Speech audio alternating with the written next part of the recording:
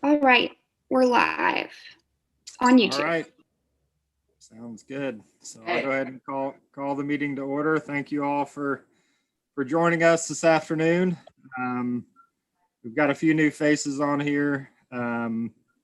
So for those of you who do not know, our new council liaison going forward will be Dr. Scott Parker. And so I'm sure when we get to the town report, I'll let Dr. Parker speak a little bit if he would like. And then we'll just go ahead and kind of run through the agenda here first. So first is approval of minutes from the November meeting. Those were sent out yesterday. Anybody have any comments or changes? Nope. Motion to approve? All right, thanks. Second? All right, all in favor? Yep. All right, sounds good. So for some reason I have new business twice on here, but anyway, we'll start with old business and then go to new business. So I'm going to quickly share my screen just so we can kind of go through all of this, and it'll make it a little bit hopefully easier to follow everything. So everyone can see that fine? Yep. All right. So first is the Kiowa Landscaping Work Group. Nothing new to report there. Next is the Shorebird Stewardship Program. So that, obviously with all the issues with COVID, that program really didn't run this year like it has in the past. But we plan to get it back up and running March of 2021. And so Aaron will conduct a training for shorebird stewards in February of 2021 via Zoom. So if you're part of that program or interested in being part of that program, look for that Zoom link here in the next couple of weeks. So actually, I'm going to skip flood mitigation and sea level rise for the moment and just go ahead and run through the rest of the things that I have to update on, and then we'll come back to that. And Lucas is going to talk about that and kind of give an update on where that group is. So we'll go now to the Grow Native program and the Parkway Landscaping Project. I'm sure all of you have seen that work is taking place out there, but it's going slower than we would have liked. The biggest issues with that project are that there have been some pretty major problems with the irrigation system. So the contractors had to spend a lot of time basically rebuilding, adding new irrigation lines, and running into lots of issues. But we're nearing the end of that. And so right now, I'm sure you've seen palm trees have gone in. The rest of the trees will start going in probably this week. And as soon as the irrigation work is complete, then all the other plantings will go in. So that's the grasses and the shrubs and the perennials. So we're still hoping to have everything in the ground by March 1st. Any questions on that? Not on that, Jim, but what's the backhoe in the river all about? I do not know. Oh, okay. I've seen it sitting there. I have no idea what it's for. I assume for a dock project somewhere. Okay. It's probably just staged at this point. And so I'll move next to rodenticides and wildlife and just kind of update things on my end. We do have two gentlemen here today from the Clemson Department of Pesticide Regulation. So when we get to new business, I'm going to let them speak about this task force that they set up and the findings. I sent the report out as part of the materials. So hopefully you've all seen that report, but I'll give Mike and Ryan a chance to kind of go through it. And you can ask them any questions you have in just a minute. So on my end, since our last meeting, we've tested 4 additional animals that we have found dead. That included a bobcat, a raccoon, a possum, and a Cooper's hawk. They all showed exposure to SGAs, a couple of them at fairly high levels.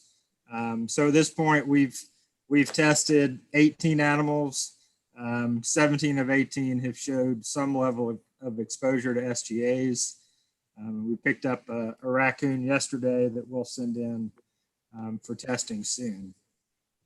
So the next thing to update you on is this endeavor, kind of a joint endeavor of DPR and DNR to do some in the field sampling of animals to get some additional samples, in particular rodents. We talked about it in our November meeting that they sent a crew of biologists, but they didn't have a whole lot of success. There are, hopefully they'll come back.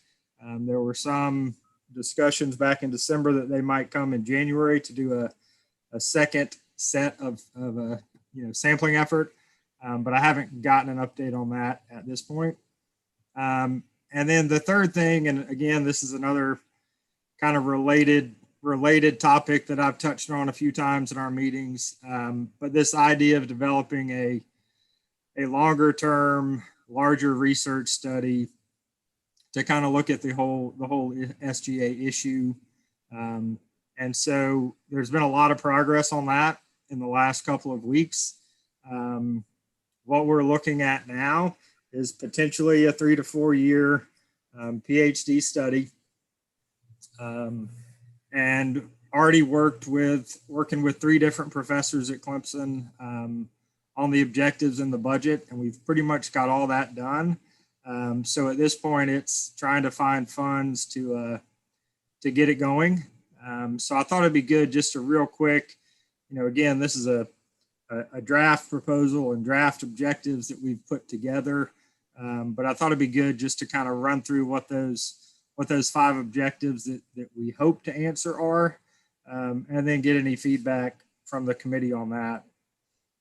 So the first objective would be to monitor SGA concentrations in bobcats, as well as patterns in bobcat behavior and survival over the next 3 years.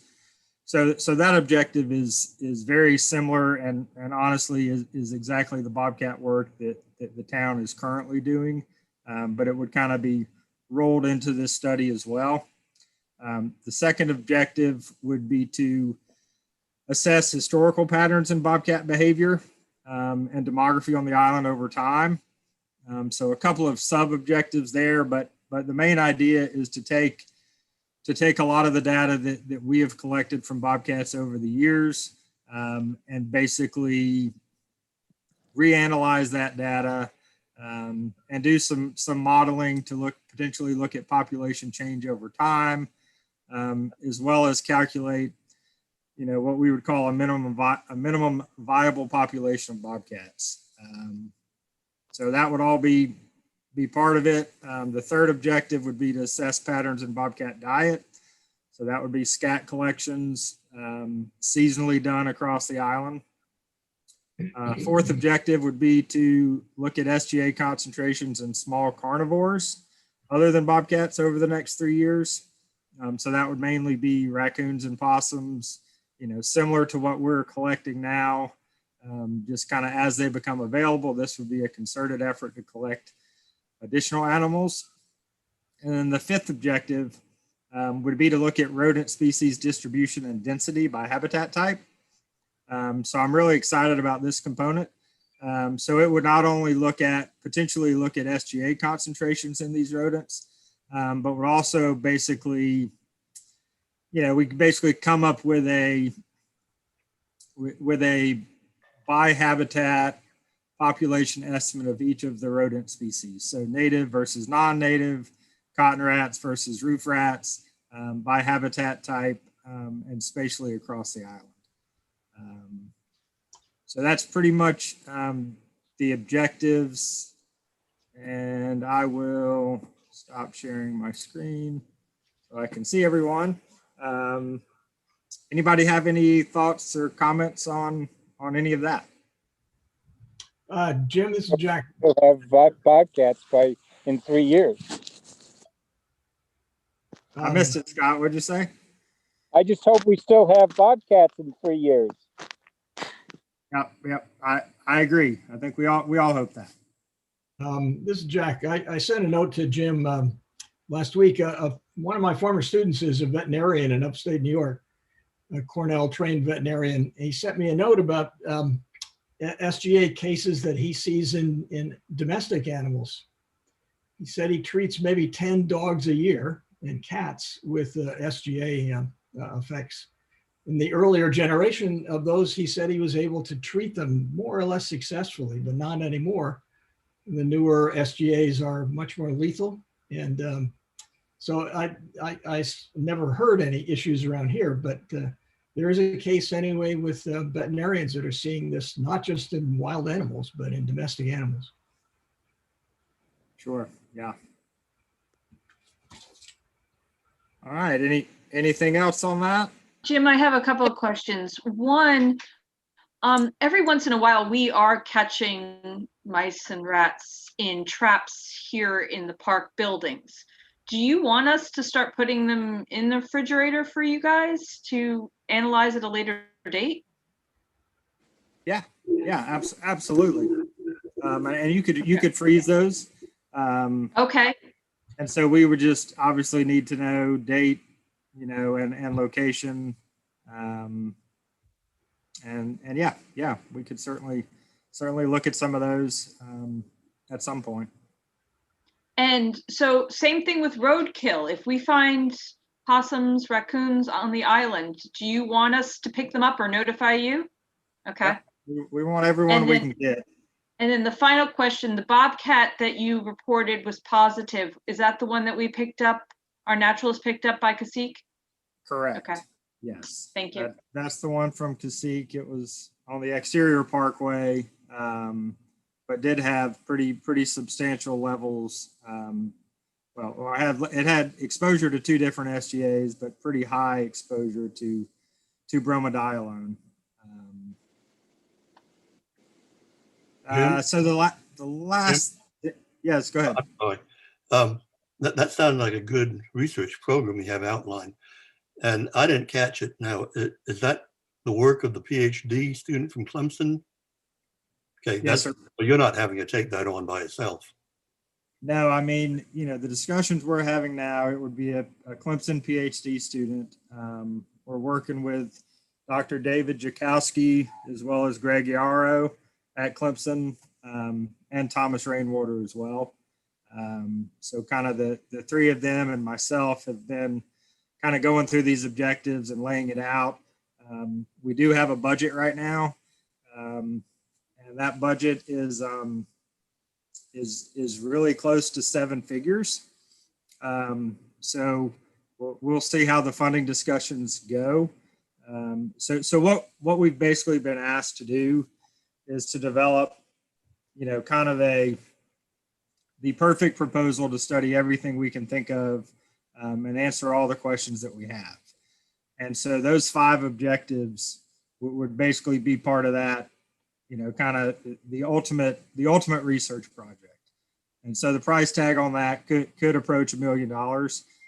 We also have 2 different versions that are scaled down. So we have, we have kind of the bare bones one that'll get us, the most important things. And then we have a moderate one. And then we have, this one that would be very, very extensive.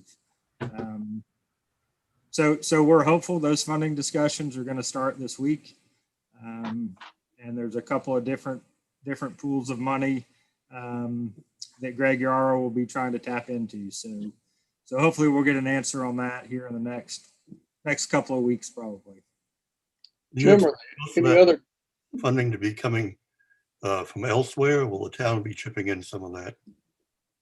Yeah, I mean, I think the town certainly will, or is planning to, for example, continue all of the Bobcat work. So capturing cats, purchasing the collars, the satellite airtime, and all of that. The way the proposal is currently written, there is no, basically it's budgeted as if the town wasn't doing any work at all, but obviously we are. And so that in the lease will be kind of an in-kind contribution, or, a town commitment to the project as well.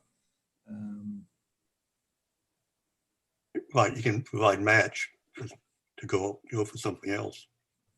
Yeah, we're also talking about potentially doing a parallel study at the Yawkey Center.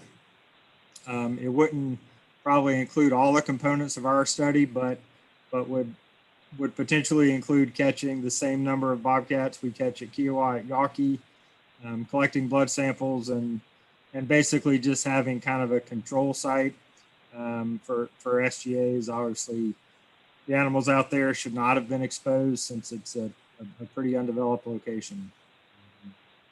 So we'll see if that stays in the proposal, but it's in there for now. Tim, are there any other communities that have similar interests to ours, or are we kind of out there by ourselves? You know, I mean, I think obviously, you know, we're unique in that we were able to pick up on this problem and document it, and then now we're trying to address it. I mean, I think certainly, you know, Seabrook next door is interested as well in dealing with this potential issue. But in terms of any involvement in the research, I wouldn't see any need to have other communities involved, at least not at this point. I was thinking more of just of an interest as opposed to participating and paying for research. Yeah, I mean, I think that this issue is probably in lots of communities in the state, and you know, it's just probably not on their radar necessarily, though. You know, it may be in the future, and certainly, you know, the results of this study, you know, could be useful for, you know, communities across the country.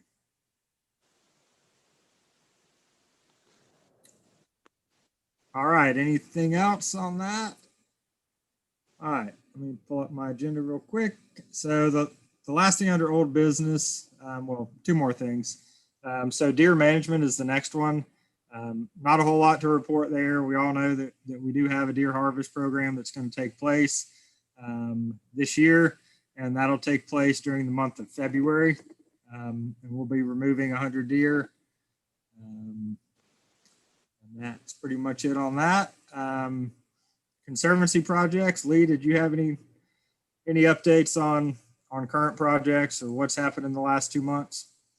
No, I think for the current projects in the phase one, we finished them up and concluded them, but I have some updates for the phase two projects that we'll get into at new business reports. All right, so now I'm going to jump back to Lucas, if Lucas is ready to give his update on the sea level rise adaptive management task force, something along those lines. Sure. So at the end of last year, the adaptive management plan task force finished their final report. That was the summation of a community engagement effort that we had done on the island, sent out surveys to the community. We also interviewed with some property management groups, some real estate folks, and most all of the entities on the island. So at that point, we had recommended the next step to be a further defining of thresholds. And I do have, let's see, let me share this really quick. Let's see. There we go. So this is, you all may have seen this presentation already. I was just going to use it as an outline. So our next sort of step was we need to further define our threshold areas to be able to create actual threshold values. I think the group, you know, several folks in here were part of that. We're very successful in finding specific areas that we can apply the concept of adaptive management to. On here, we've got several of the outcomes, and I won't go through and read all these, but these are all what we would hope to achieve per that adaptive management plan in its entirety. So what I've been doing and sort of what my objectives are for this year in order to get moving to finish phase 1.5 and then hopefully phase 2 by the end of the year is continuing to review those threshold areas. So this is the current step that I'm on. I actually had my first interview today with our land and lakes director.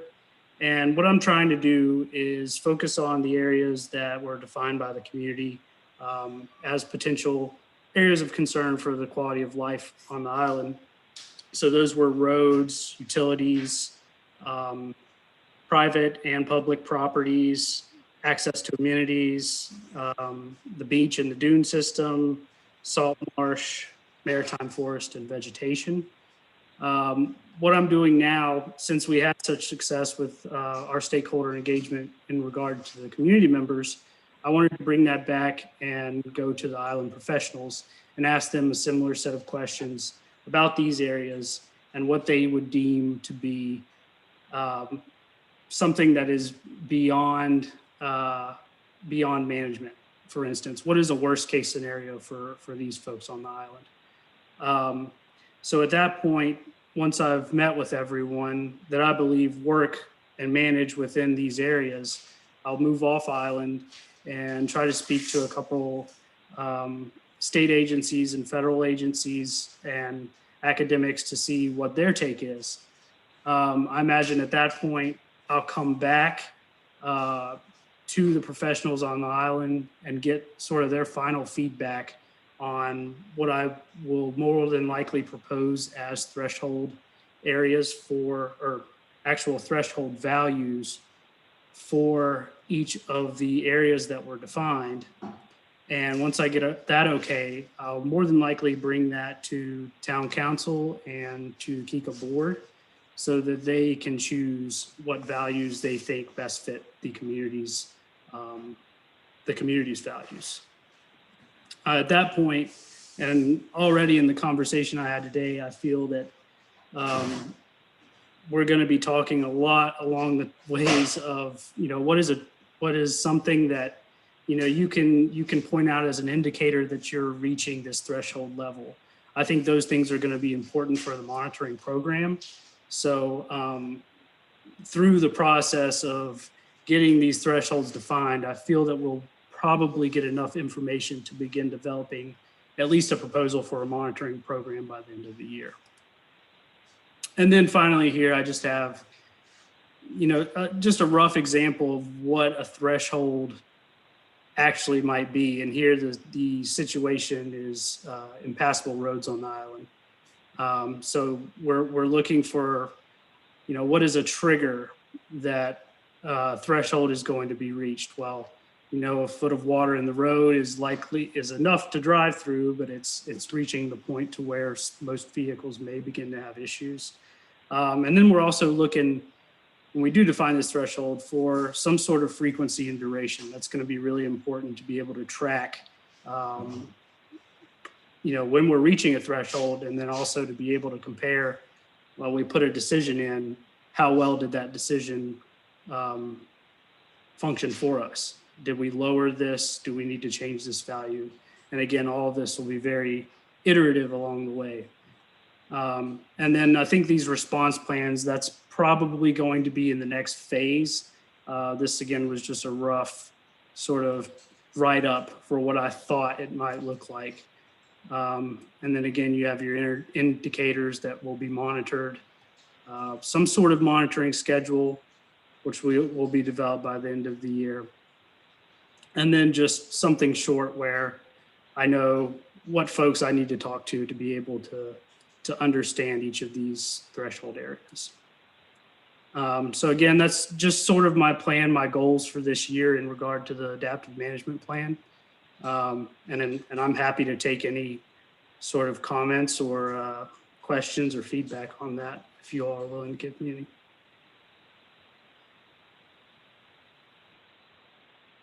I think it all sounds great, Lucas. I appreciate the update.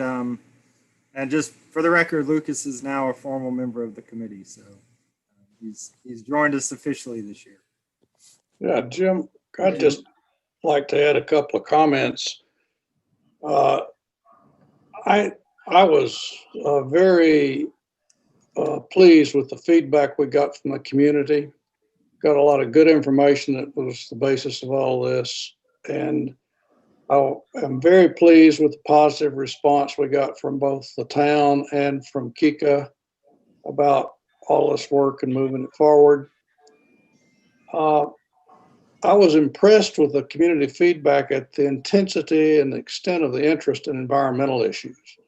And that's reflected in the report and everything. It's also clear that there's a lot of research type work that still needs to be done in, the areas of the beach and the marsh and lush vegetation and maritime forests and animals and birds to be able to do the kind of definitive work with thresholds and trigger points and so on that Lucas is talking about. So it's just, to me, some interesting points. Jim, I had a couple questions maybe posed to Lucas, if Lucas will let me do that. So first, I'll say, having worked on the task force, it was a great pleasure to have worked with Lucas and really feel impressed with his knowledge. And I think we're it's very helpful for us to have somebody like this here.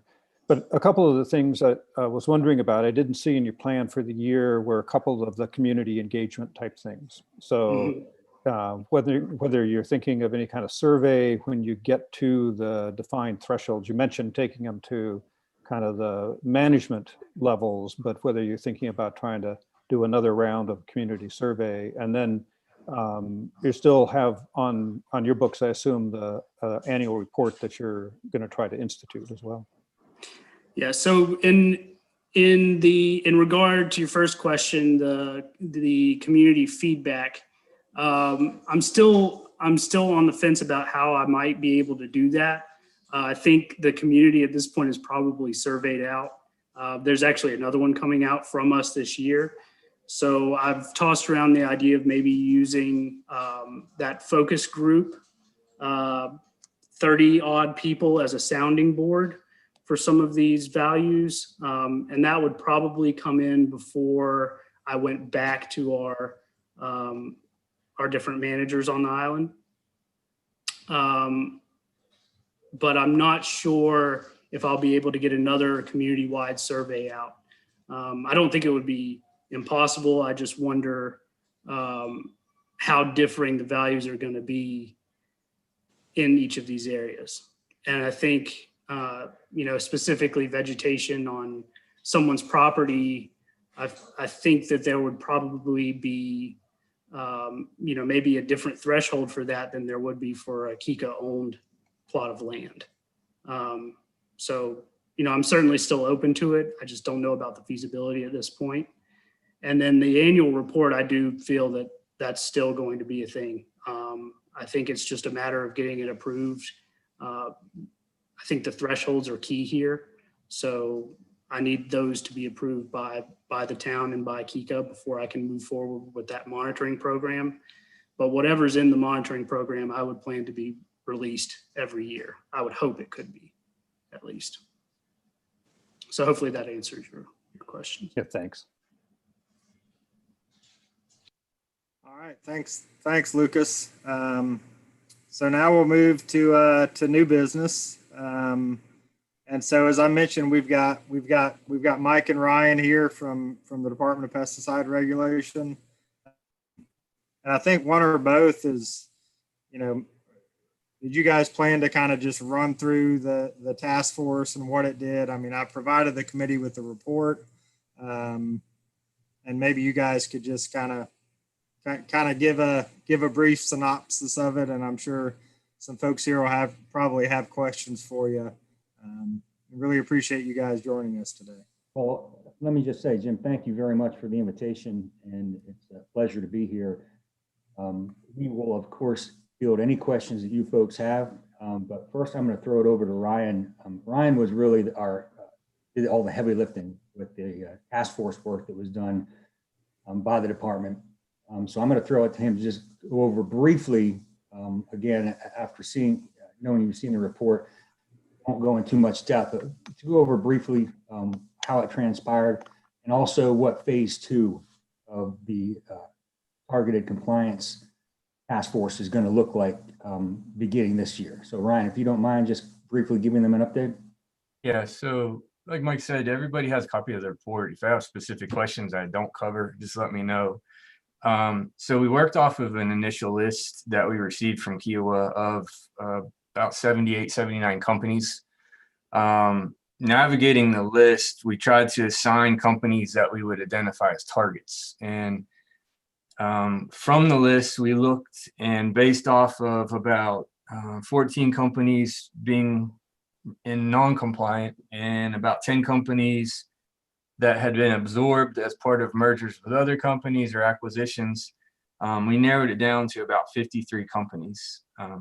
Of the 53 that we identified as targets, all were commercial applicators, which means any applications they had performed up to that point were legal uses. If they're not certified to apply rodenticides, then that is an illegal use. And any company that fell in the non-targets would have been unlicensed. Those could be wildlife removal companies or property management companies or just some unknowns.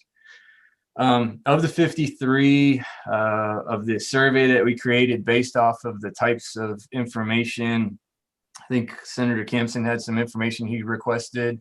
DNR contributed some questions as well, and Mayor Weaver. The survey, we received 46 participants of the 53. Of the 46, 37 of them performed structural pest control work on the island.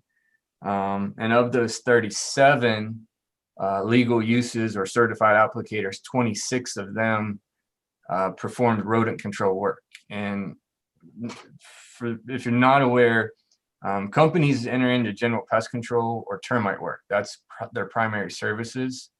When they add on services, it's rodent control work or specific niches for not standard insect control. You know, these are vertebrate control. Of the 26, composed of a little over 1,500 accounts on the island. And a little confusion had come up from a previous number. Previous reports were capturing total pest control accounts on the island. And that wasn't a number that was furnished by us. That came from the pest control industry, but it wasn't specific to rodent control.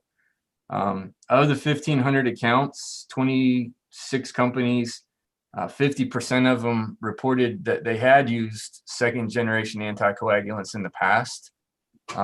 Since the initiative was started, of those same 26, we surveyed and found that they had less than, but of the 26 that we had surveyed since the initiative had started, we found that there were less than 10 uses of SGAs of the 1,500 accounts. So we saw a great participation with the voluntary reduction.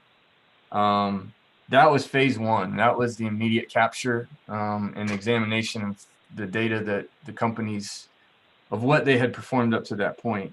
Mike referenced phase 2. So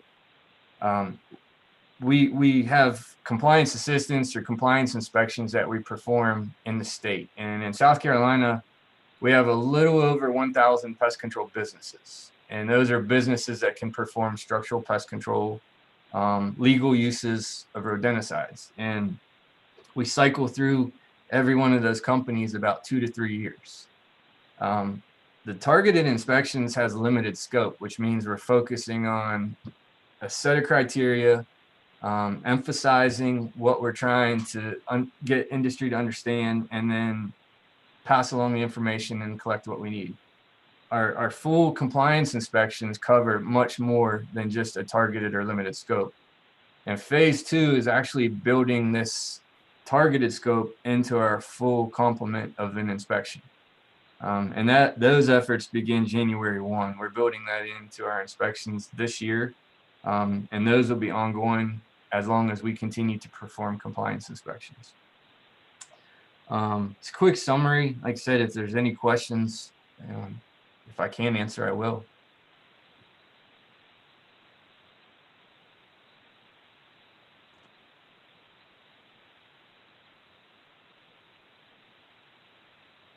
When you say 10 of the, it's 10 accounts that use? Yeah, you know, on my side of it, building a survey was not my specialty, and what I found out really quickly is sometimes you'll get odd answers depending on how you ask the question. So when we asked the question, we broke it down into, I think it was 0 to 10, 10 to 100, and then over 100 because we had up to 1,500. And we actually only had one response that was 0 to 10. So we know there was less than 10 because the others reported 0 use since the initiative. I was just wondering in terms of size of accounts. I mean, that would make a difference if an account is a homeowner or if an account is a regime, you know, when they're using it in the whole neighborhood. Well, and that's a good question. And that brought up one of the issues that most of the results reported for probably single residential. A lot of the pest control companies reported pushback from property management companies on IPM measures. And the bottom line was because of cost.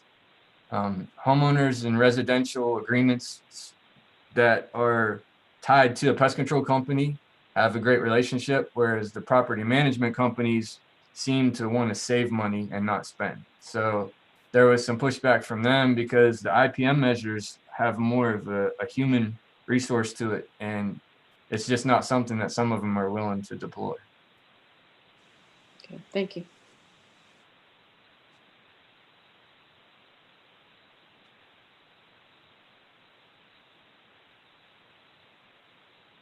All right. Well, thanks guys. Appreciate that update.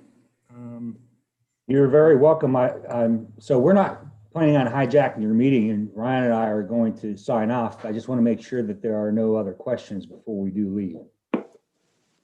I have one. I'm the town council liaison with the environmental committee. And that is, of these 10 accounts that are active, do we actually know who they are? And you don't have to name them here, but do we physically know who they are? No. Part of the survey was collecting information that we don't normally compile in regulatory. And it's, unless there's a complaint driven behind it, meaning a consumer calls us, then we collect their information. One of the main priorities here was to be able to protect the identity of companies. So we assigned specific numbers randomly to each of the companies. So each of the questions they asked, answered, they did so confidentially. And the question simply asked, how many accounts have you used second generation anticoagulants on? And it was answered as 0 to 10. So we know it was at least 10 or less from that one company. And all the other companies responded as 0. So to follow up, it's one company that Yes. has all the, okay. I just want to be clear that I've got that straight in my mind. Yes, only one company responded as utilizing them, and it was on less than 10 accounts. One question. But there's certainly, go ahead, Dave. Just a quick question. I noticed that you were alluding to the fact that there's illegal use as well. How would we gather a sense of how big that was? And what are the ways in which the chemicals are being obtained for what I guess you'd call illegal use, which seems to include companies who are not certified using it, perhaps even to individuals using it. Is that correct? Yeah, so legal uses are any off-label uses for one, or uncertified uses, which means they're not licensed. These specific second gens are packaged in a manner and they're targeted towards certified professional companies. But the internet is a powerful tool. You know, each of you could go when we hang up and purchase any of these products online and have them probably delivered to you in 48 hours. And that online marketplace is what I refer to as the illegal uses. We see, again, going back to the wildlife management and the property management, just because they're not licensed doesn't mean they won't be able to find products. And that's part of our phase 2 as well. Going beyond monitoring legal uses is identifying uncertified applicators or those not in compliance with us to focus an investigation onto their practices as well. So I'll add to that. So we have on very good authority from companies that are held in high standards and from us as well as the state of South Carolina and the association. I can tell you we've had multiple reports of licensed pest control management professionals witnessing property management companies applying anticoagulant rodenticides. And the problem there is, like Ryan alluded to, unfortunately, the second gens are classified for certified applicators. But as he mentioned, you can certainly go on the internet and unfortunately purchase just about anything that you want, up to and including restricted use products. And that's not a South Carolina thing. It's an EPA thing, and we're just in the infancy of trying to get our hands around how you conquer that, given the fact that we can nail a company that's brick and mortar within the state of South Carolina, but generally speaking, they're not stupid enough to do that. They'll sell it into South Carolina from other states. However, that being said, there also seems to be something that I think that we've stumbled onto with this is and I'm not disparaging any one party or the other, but there seems to be the property management companies are getting pressure from those individuals who are not full-time residents that use it as rental property, because their threshold for a rat around the house, even outside, is zero for people that pay good money to come just to stay on your beautiful island. And we really need a paradigm shift, and that's where I think maybe you folks can try to help us. We need to get the word out to the homeowners and the renters alike that a rat in the yard is not a rodent problem. That's where they're supposed to be. And although it may upset some people, that's not time for someone to call a property management company and say that they have a rodent problem, because the knee-jerk reaction then is going to be for them to deploy, whether it be a licensed company or them to send out one of their representatives to do something that they're not supposed to do. And on the same side of that, we've also had witness reports of homeowners using first-generation anticoagulants, which you can still get in any big box store, Home Depot, Lowe's, Walmart. So it's a multifaceted problem. And I think we really got the industry to get on board from the get-go, almost an unprecedented response from industry within South Carolina. And the problem that we picked up on your island. But we also need to figure out a way, and our extension office is working on outreach programs for the general public on Kiowa and other places as well. To just really let them know when it's practical to engage a company for rodent control and when it's really something that's not necessary.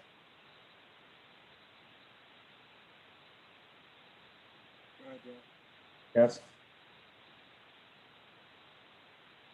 I can't hear you, Jack. You're on mute, sir. You're muted. I should know better. Right, Dave? There's a paragraph in your report that caught my attention. It starts out, comments were captured during the task force examination and then toward the end of the sentence says several PMTs voiced concerns over continuing to service any type of pest control account on Kiowa, and some already began to discontinue all pest control activities. This strikes me as a significant issue, and I think that's what you're speaking to now. Maybe I passed over it earlier, but what can we do about that? That sounds like something that we're going to have to deal with. Well, your point is well made, and yes, that is absolutely the case. I've had multiple companies, and Ryan has also, and I don't just mean comments on the survey. I mean actually picking up the phone and having conversations about they're I don't know, scared is a strong word, but they are very tentative to perform rodent control when called upon to do so on the island. And I think we may be at fault for a little bit of that. When we realized this issue was this problem was an issue, we didn't waste very much time in making sure the powers that be within the state association and the movers and shakers of the larger companies within South Carolina got the message that they need to curtail their use of second generation anticoagulants. So a very, very brief history, because I said I wasn't going to hijack the meeting, and here I am rambling on. So second generation anticoagulant rodenticides came about in the early 1970s. And the reason why is because we saw very quickly that the targeted species were developing a resistance to first generation anticoagulants, meaning that they weren't useful anymore. So immediately second generations became the go-to for a number of reasons, not the least of which is they're extremely effective. And they're also low cost. So for decades now, that has been the go-to for a pest management professional who goes out to perform rodenticide work. All we wanted them to do is, again, and really it is a literal paradigm shift, is to not allow that particular product to be the first thing out of their toolbox when they're dealing with a rodent problem. And I think we have really successfully, to the industry's credit, been able to do that. They are using things that are not anticoagulants. However, I will tell you, they are still dangerous products and they're much more expensive. And really, when it comes right down to it, they're not as efficacious as second gen. So we need to curtail the use, and I think that we've done that. But the point needs to be made that the answer is not to abolish the use of second generation anticoagulants, because make no mistake about it, there are clear and present circumstances where that is the tool out of the box that needs to be used. And they would be sensitive areas, food handling establishments that develop a infestation of rodents, food processing facilities, assisted living homes, things like these, where we know rats and mice can vector some pretty nasty diseases. So we just need to put that aside for those instances where it is something that rises to that occasion to use that particular tool out of toolbox. Go back to your question though, is yeah, there is real concern with some companies that they are afraid that they are going to get in trouble with us, or perhaps looking downrange, some have even voiced concerns about being sued or involved in litigation as a result of this problem. And like I said, this is a multifaceted problem. This isn't just second generation anticoagulants. They've been used on the island for decades. Now we have this 2 years now that we've started seeing this problem. So there's multiple things going on. I'm not naive enough to think that second gens aren't playing a role. They are. But it's also habitat loss and more construction. So there needs to, just like it's a multifaceted problem, it needs to be a multifaceted approach to fix it. But we're trying to belay the concerns of pest control operators and letting them know that, you know, this is not a misuse. No one has made any allegation of anyone misusing a product except for those instances that we just can't prove because the PMPs are not willing to tell us what company, what property management company is doing the work on their own for fear of losing business. So it is a problem. It is a concern to some of the companies, and it was really some of the larger companies that voiced the most concern about continuing to do work on the island. So in a roundabout way, I hope that answered your question, John. Yeah, thank you. Thanks, Mike. Okay, anybody else have any questions on that? All right, I'll say this before we bow out. Ryan and I are easily accessible, and I implore each and every one of you, after this is finished, or if you'd like to have a sidebar, that's not recorded on live YouTube, to pick up the phone or email and call either one of us, and we'll be happy to discuss any questions or concerns that you have. Thank you very much for allowing us to be a part of this, and I hope you have a good day. Thank you. Thank you. Right. We will move on to reports from the various entities. And we'll start with the town. So I'm gonna real quickly, if I can find mine, 1 second. All right, so just a couple quick updates on my end. The alligator research project with Clemson and the Moors, that is, all the field work is wrapped up. Data analysis is underway, and we hope to get the final report dissertation here in the next year. Nothing new on the Bobcat GPS study. You all know we caught 4 bobcats last winter. We caught 1 this fall. 3 of the 5 have died. We've got 2 remaining out there in the field now with collars. And we plan to deploy 5 additional collars, hopefully this winter. We'll probably start trapping here the next 2 weeks, and go until we catch 5 cats, or until probably mid-March. So hopefully we'll catch some cats. And again, we'll be taking blood samples just like we did last year. Marsh sparrow banding is something that Aaron does every winter from December through April. It involves a kind of big crews of people and lots of volunteers, and so we've kind of curtailed that program for this year. May do a little bit of some internal banding, but won't be doing it like we have in years past. Christmas bird count was conducted last Monday. We recorded 157 species, which is probably slightly above average for the count. We had over 44,000 individual birds and 67 participants. And then the last thing I have is just a kind of a summary on fall migration banding. So that wrapped up at the end of November. We had six banding assistants helping this year. Banded almost 7,200 birds across the 2 locations. So it was a good year. That is all I have.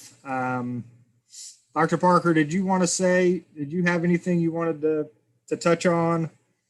Yeah, I just wanted to say that, one, I'm very excited and thrilled to be a participant and to hopefully be a strong advocate for all of the things that are happening around the island as it relates to the environment. In the last 4 weeks, I've spent time meeting with Jim for about an hour to find out what's going on behind the scenes. I've met with Lucas a couple of times. I met with he and Lee yesterday to find out how all the various entities are working together between the town, the Conservancy, and Kika, and it's been an eye-opening education for me. And I'm looking forward to being your liaison with the town council. And if you have anything you ever want to talk about, you know where to reach me. Thank you. Welcome to the committee. So we'll meet again.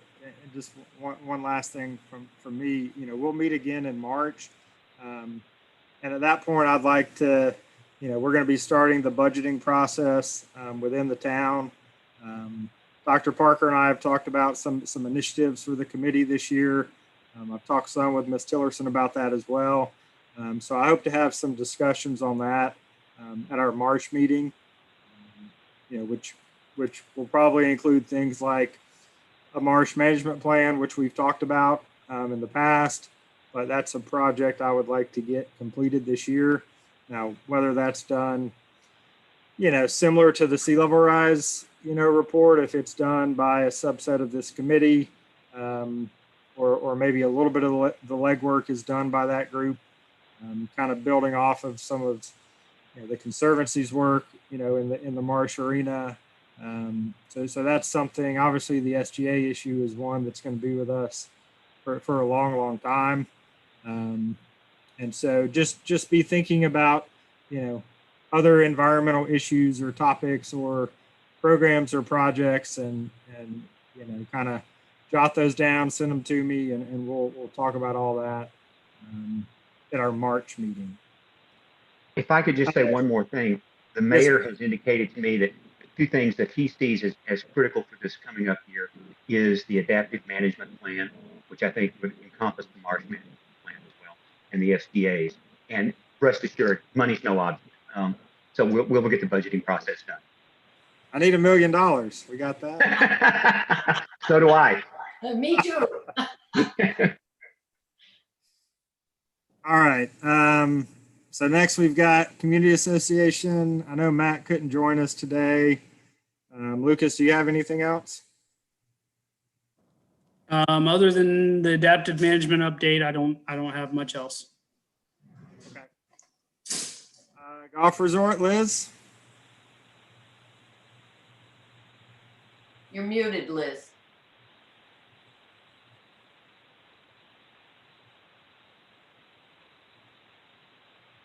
You were unmuted, then you muted. There you go. Okay. Thank you. So just to give you all an update, we have 2 new alligators that are coming to the Nature Center. The alligators that have been here for the past 7 years got to the point where they were a little too large for our naturalists to use in educational programs. So they will be returned to Alligator Adventure. And in return, they're giving us 2 hatchlings that should be here tomorrow. So some cute little guys to use in our educational programs. That's my only update. Good. Thanks, Liz. ARB, Sarah, anything? Nothing new. Thanks. All right. Lee, anything? Or Jack or anyone? Yeah. I wanted to punt the phase 2 of the projects that we're working with the town to this so I can give an update since our last meeting. I guess in November, we were working on still getting the proposals to the town, and in December, we proposed phase 2 of the groundwater and the Marsh project to work with the College of Charleston to continue our work. That was approved unanimously, and since then, we've been working with the college to get all the work plans and all the agreements set up. We're very close to getting all that finished out and getting the work started. But for primer for everybody who's not familiar with the projects, what we're focused on in the Marsh project is continuing the work using some recommendations from SCDNR's Living Shorelines report to DHEC and trying to find specific marsh conditions in order to potentially deploy marsh management projects in the future. And this will give us a good baseline of what we see in the marsh and what types of we're expecting. We're also doing some additional analysis that were picked up by the college using unvegetated vegetated ratio, which is going to help us determine the vulnerability of our marshes. And what we're trying to see out of this is how to develop a long-term plan for marsh management, which would help with the town's marsh management plan. And we're willing to help on that as much as we can. And just let us know if there's anything you're looking for, and we'll go out and see how we might be able to find it. For the groundwater project, we're continuing on with the monitoring to get that set up so we can determine the seasonal fluctuations. We're also doing some chemical analysis in the water to determine what's contributing to salinity changes. So we can, I guess, figure out whether or not if it's a tidal fluctuation that's causing spikes in the groundwater salinity, or if it's something different. And that'll kind of help us with figuring out how to manage stormwater on the island and how we can replenish or at least preserve the freshwater reserves we have on the island. Some other things we're looking at the relationship between pond edges or the pond levels and pond edge levels and the groundwater tables levels in our wells that we have now. And we're working with the college and potentially going to reach out to Kika soon to talk about putting out different types of measuring equipment.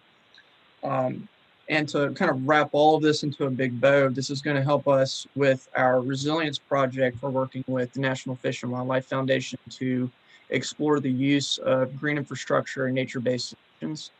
And the idea is that, you know, with Lucas's work on the adaptive management plan, you have different types of practices you can use in order to help with your mitigation of issues on the island. And when you deploy those practices, you have the cyclical function of adapting over time. What this project is going to do is to add more tools into that tool set and give us more opportunities, more diverse opportunities to get to adapt the island to differing conditions. But that's currently the report on those projects, and willing to answer any questions you have about that. The only other report I have from the Conservancy is we're going through a strategic plan rollout soon. So there's a little bit of change in the organization, but nothing too drastic. But just wanted to let everybody know about that. Lee, in this phase 2 of the Marsh Management Project, how do you intend to identify the areas that might be under stress in the marsh?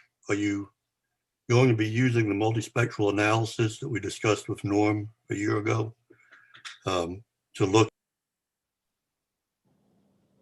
Are you muted?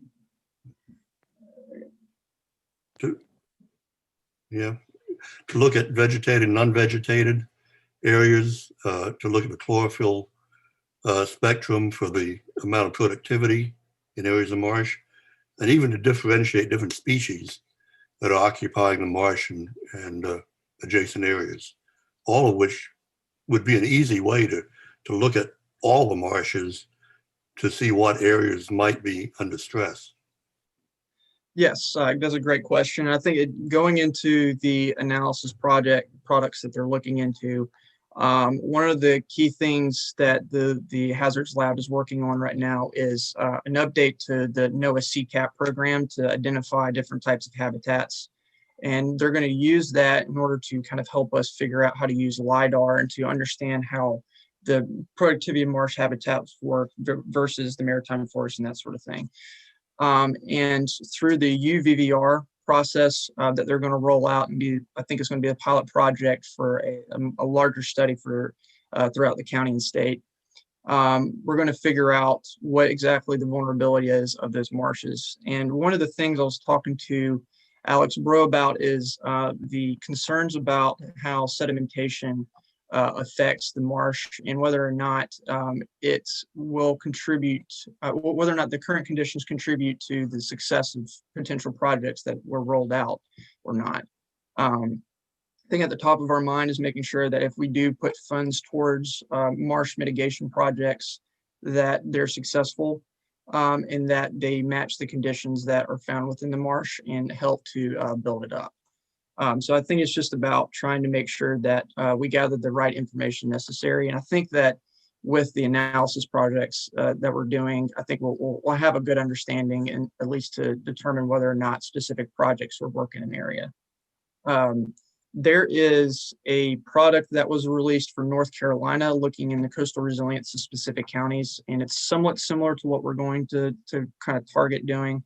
But I think we're going to take a little bit different route and do a similar analysis, but about this a little different. So, hopefully answers your question. In looking at sediment, will you be using sediment plates and possibly even set stations, although that's a long-term commitment? One of the, I think the idea is that we wanted to focus on finding the suspended sediments within the river and try to figure out if how that's going to contribute to the project. And I think set stations are something we were interested in at some point. We've been approached by DNR about potentially putting one in. I think it's just a matter of the funding for it. I think for now, we would like to use the multispectral analysis to look at the sedimentation in the marsh, but also have take static measurements by going out and actually taking in situ measurements of the sediments. And I had a conversation with Alex Bro about that. I think it's just about trying to kind of coordinate and orient ourselves with how to do that. But yeah, I'm more than happy to talk to you afterwards about potential methods for doing that. All right, thanks, Lee. Bass Turtle Patrol. Ben, have anything? Yep, I'm here. There's nothing new, Jim, but you should know I'm already getting requests from newbies for next season. And my standard reply has been to give me all your contact information, but get back to me in March. Hopefully I will know better what our restrictions for next summer will be. And that's basically all I can do. Hard to know what we'll be looking like in May. So I know. probably the right approach. All right, well, with that, we'll move to citizens' comments. Which we don't have any citizens. So chairman's comments. Not really, I don't have anything. Any committee member comments? No, I guess the one comment I do have is, Scott, you look cold. Yeah, it's cold out at the spit. You must, cold yeah, out you at must the be spit. doing your dolphin shift. Yeah, I should.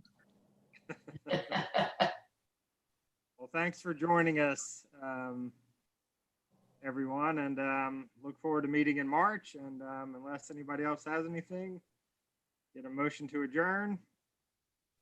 I'm in favor of that. Yep. All right, all in favor.